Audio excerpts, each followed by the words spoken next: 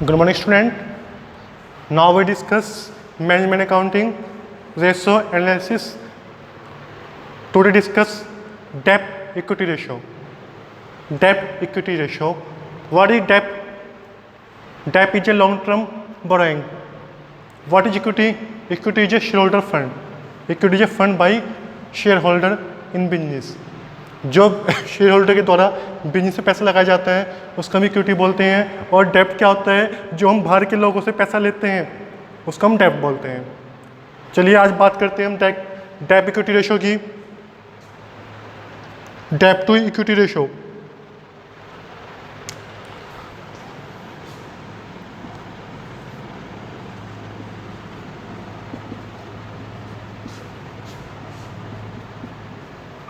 डेब्ट to equity ratio is equal to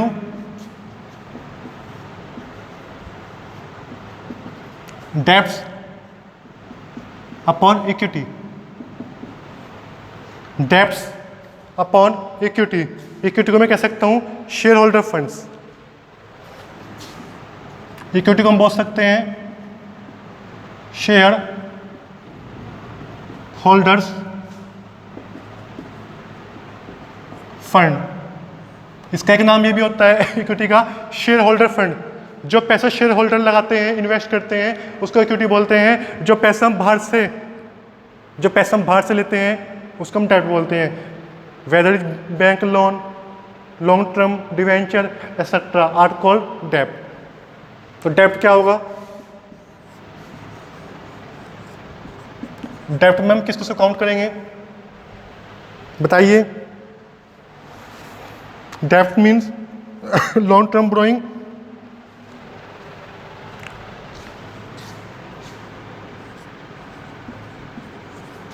long terms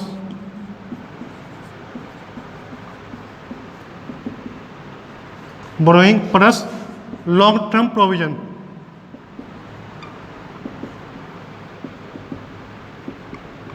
plus long term provision. जो भी आपके provision more than 1 year, long term means more than 1 year, जो भी आपके provision more than 1 year होंगे वो किस में काउंट होंगे? डेब्ट में। तो डेब्ट का मीनिंग क्या हुआ? Long term borrowing plus long term provision. और इसको हम देखो, इसको हम ऐसे भी निकाल सकते हैं, कैपिटल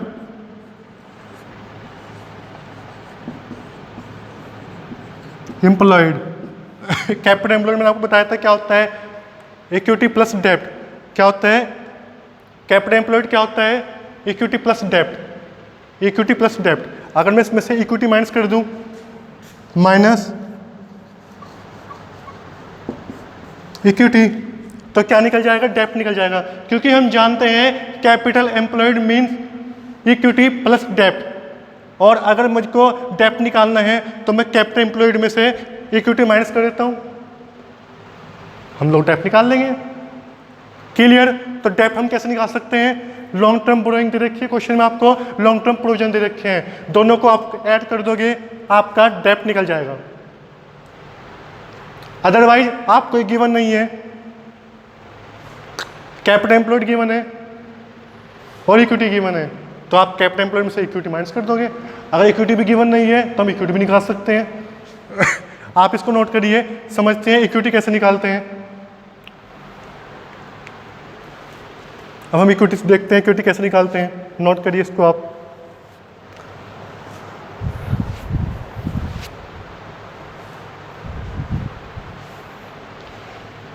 मैं इसको रफ कर देता हूं, जल्दी से नोट करिए आप लोग।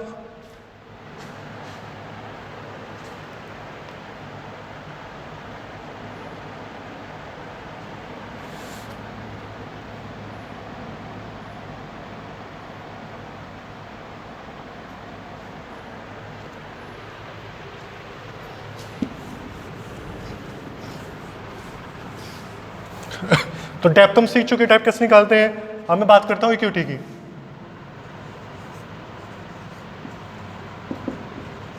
इक्विटी या शेयर होल्डर फंड, इक्विटी कह दो या शेयर होल्डर फंड कह दो, बात एक ही है। तो शेयर होल्डर फंड हम कैसे निकालते हैं? Capital, share capital plus share capital plus आप बैलेंस शीट बनाते हो तो उसमें आप कैसे निकालते हो?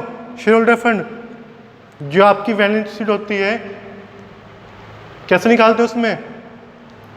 Share capital plus reserve and surplus.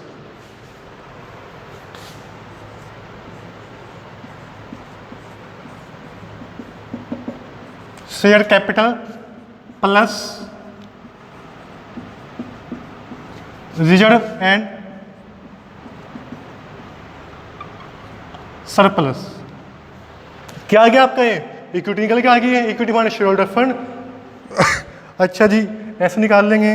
अगर सर हमको डाटा गिवन नहीं है, अगर सर हमको डाटा गिवन नहीं है, हमको शेयर कैपिटल गिवन नहीं है या रिजर्व एंड सरप्लस गिवन नहीं है, तो हम कैसे निकाल लेंगे? चलिए समझते हैं इसका एक मेथड और भी है निकालने का, और एक मेथड और भी है। सोचिए और कैसे निकाल सकते हैं, थोड़ा आप भी दिमाग लगाइए, थोड़ा माइंड लगाइए, कैसे ये निकाल सकते हैं। How to calculate equity.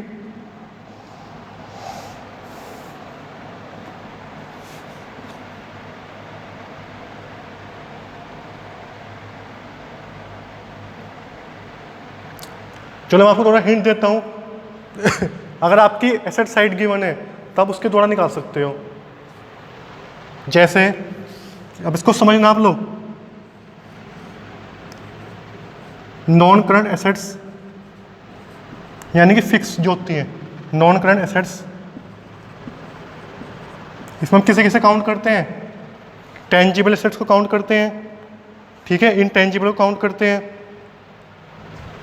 इसमें हम काउंट करते हैं टेंजिबल एसेट्स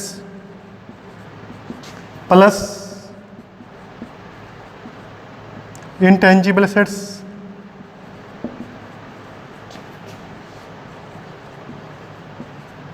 और बताइए और किसे काउंट करते हैं हम लोग?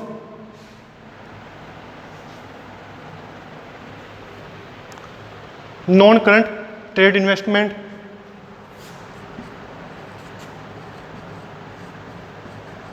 Non current trade investment plus और बताइए और किसे ऐड करते हैं? लॉन्ग टर्म लोन भी ऐड करते हैं, long term loan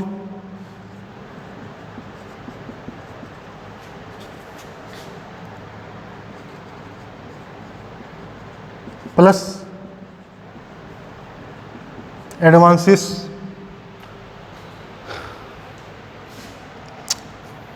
plus working capital.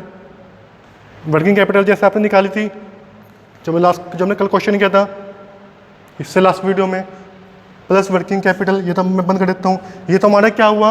ये हमारी नॉन करंट एसेट्स हुई। ये हमारी कैसे नॉन करंट एसेट्स है, यहाँ से लेके यहाँ तक की। Tangible assets, intangible assets, non current trade investment, long term loan plus advances. अब मैं आगे बात करता हूँ वर्किंग कैपिटल की।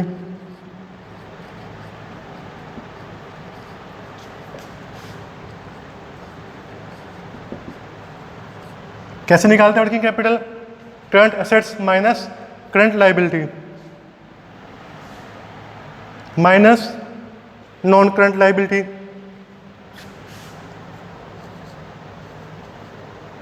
Minus non current liability. अब इसमें क्या क्या आएगा? वही जो आपके लॉन्ग टर्म के लोन होते हैं, लॉन्ग टर्म बोरोइंग और लॉन्ग टर्म प्रोविजन, दोनों इसमें आएंगे। इसमें आपकी लॉन्ग टर्म बोरोइंग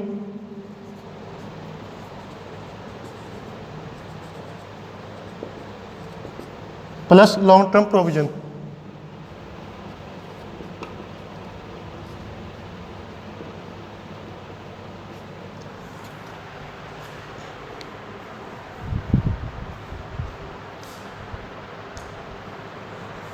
चलो समझते हैं एक बार कैसे कि हमने इसको इक्विटी निकालनी थी, share capital plus reserve and surplus.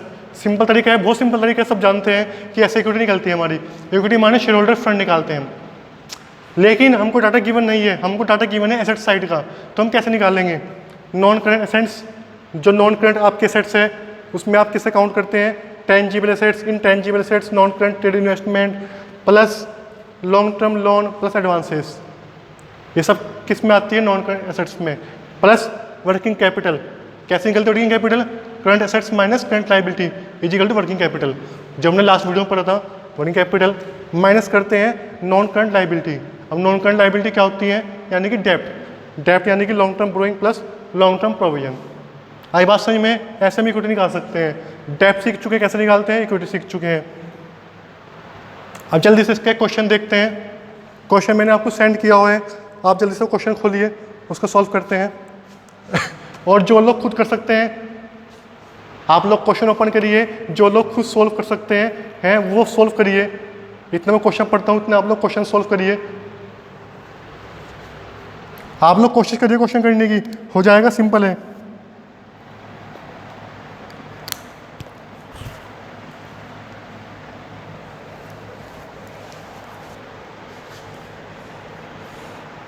मैं इसको रफ कर देता हूँ।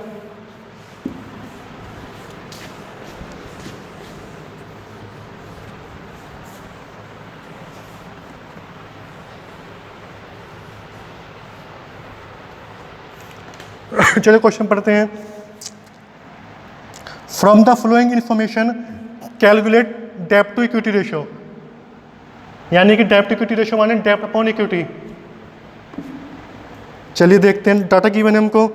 अब डाटा में देखते हैं क्या क्या चीज़ गिवन है। शेयर कैपिटल गिवन है 1 लाख की, जनरल रिजर्व गिवन है 45,000 के, सरप्लस गिवन है 30,000 का। तो ये तीनों हमारी क्या हो गई, शेयर होल्ड, ये हमारा शेयर होल्डर फंड हो गया, यानी कि इक्विटी हो गई। और डेप्ट साइड देखते हैं, डिवेंचर दे रखे हैं, ठीक है, डिवेंचर डेप्ट में आएंगे, लॉन्ग टर्म प्रोविजन डेप्ट में आएगा, आउटस्टैंडिंग एक्सपेंस आएंगे नहीं आएंगे, आउटस्टैंडिंग देखो आउटस्टैंडिंग एक्सपेंस आएंगे नहीं आएंगे, आउटस्टैंडिंग एक्सपेंस हमारे डेप्ट में नहीं आते, वो हमारे क्योंकि लॉन्ग टर्म नहीं होते, तो आउटस्टैंडिंग हमारे डेप्ट में नहीं आएंगे। चलिए सॉल्व करते हैं। पहले बात करता हूँ मैं डेप्ट की, तो डेप्ट में हम क्या क्या काउंट करेंगे।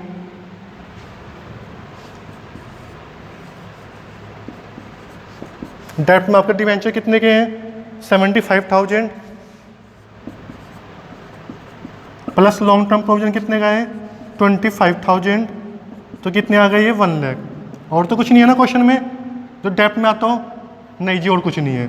अब बात करते हैं इक्विटी की, इक्विटी या शेयर होल्डर फंड। इक्विटी में शेयर कैपिटल कितनी की बने, 1 लाख की,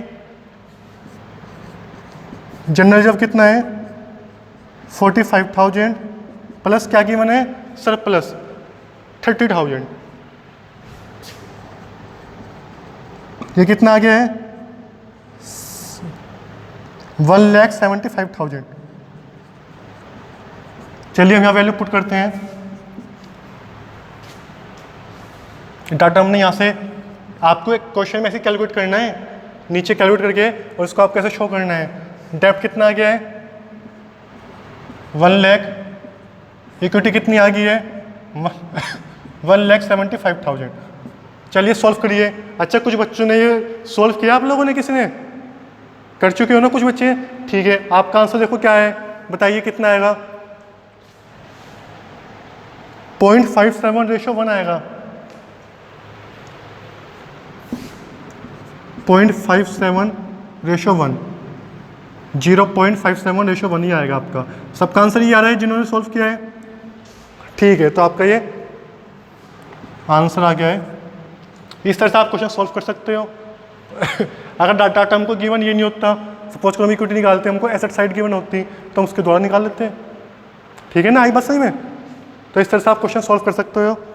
ऐसी जो इस तरह के क्वेश्चन है डेप्ट इक्विटी रेशियो के, आपको सारे क्वेश्चन सॉल्व करने हैं।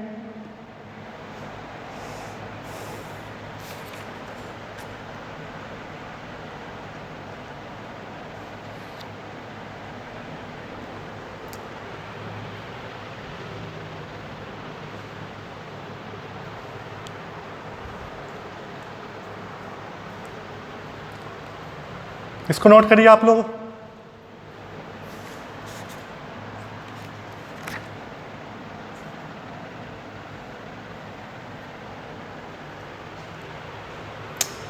ठीक है ना, एक बार रिव्यू लेते हैं।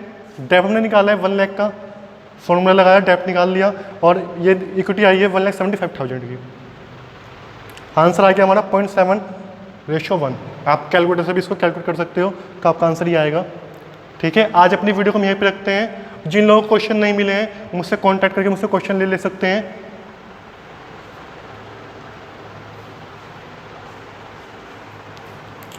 Okay, thank you.